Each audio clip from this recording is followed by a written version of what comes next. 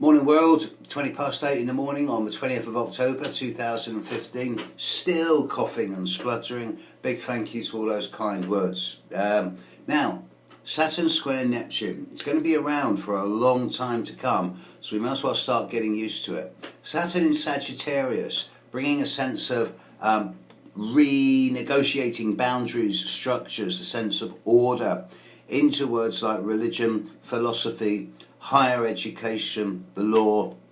I've often said in the past that Saturn and Sagittarius is going to bring an end one way or another to fundamentalism, although that may take the full process of Saturn in Sag, i.e. 2.5 years, to achieve. It's also going to be bringing a much more serious look at the way we educate our children and our young adults. And certainly in Britain we're going to see a lot of educational cuts, but then that's the nature of the beast, unfortunately, at this time. And I expect this to be replicated over the world as education becomes more and more expensive and more the domain of the privileged and rich few, I suspect. Neptune in Pisces is ongoing. Neptune's been in Pisces 3 or 4 years. It's going to be there another 9 or 10. And hopefully it's transforming our aspects and our concepts towards spirituality, empathy and intuition. It's also bringing a change slowly in the way we look at issues around the environment, because after all, Pisces is the deep sea and Neptune rules Pisces. Saturn squaring Neptune though. Whenever I see Saturn square Neptune in a personal chart, I go on about bringing structure and boundary into the imagination. I often differentiate between fantasy, which stays between the ears, and imagination, which can be created. Saturn squaring Neptune is common in the charts of people who try and bring some type of boundary, structure, order, shape and form into one's creative outpourings, often found in the horoscopes of people who are stage designers, picture framers, architectural photographers or designers, people who work with various structures in a way that's both fluid and flexible whilst at the same time maintaining a cohesive boundary.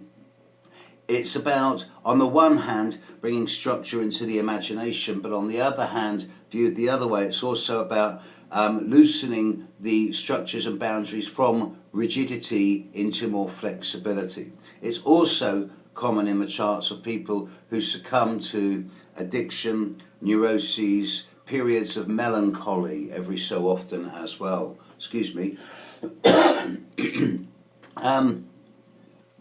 Viewed at a world level, with Saturn in Sagittarius, the idea of truth becoming ever more of a vague concept with Neptune squaring it, and yet the desire for more truth and a higher belief in a higher way of living, a more sophisticated way of living, is only going to become more and more evident. Problem is that Neptune's going to try and dissolve everything that Saturn does. So every time that you hear a politician going on about how this is the right way and this is what normal people want, you can be sure that it's hype and spin. It does suggest that outside of the realm of politics and economics, that there's going to be some changes made in the way that we look after our planet, and most commonly the way we look after our environment and the food that we grow. Because of this, these are my concerns around Saturn Neptune, that both environmental degradation, which will ultimately lead to lifestyle degradation, and Saturn square Neptune is potentially, especially with Neptune in Pisces, representative of not so much individual illness or disease, but more of a common, larger scale illness or disease based around the idea of a weakness, an immunity weakness, hence the potential for flu outbreaks, pandemics, epidemics, etc., etc. And these are fears that should not be totally ignored, even though they're probably just the rantings of a mad astrologer.